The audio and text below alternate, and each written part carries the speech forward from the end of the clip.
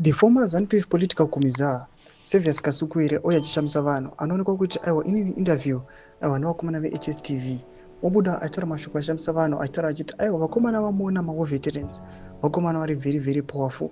Muchiona panguva ino vadismissa the leader nemutungamiri wenyika yeZimbabwe Idi is gone.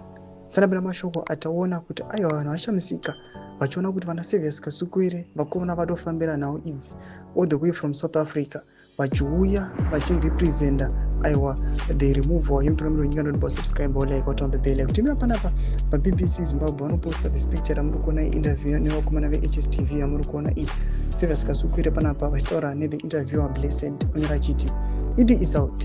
Former ZANU-PF political kumiza and government minister Honorable Kasukuire.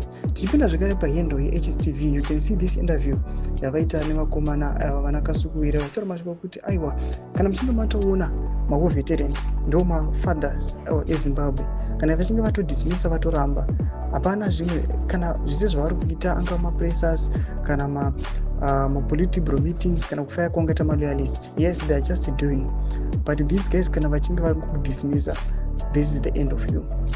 Mashoko atikuona ari kuitwa panapa nevakomana vana Servius Kasukuire nana Blessed Geza. This critical point in time atikuona kuti aiwa in the history of Zimbabwe zvakadai sezvakamboitika, and the people they know kuti aiwa anytime chinogona kungokala.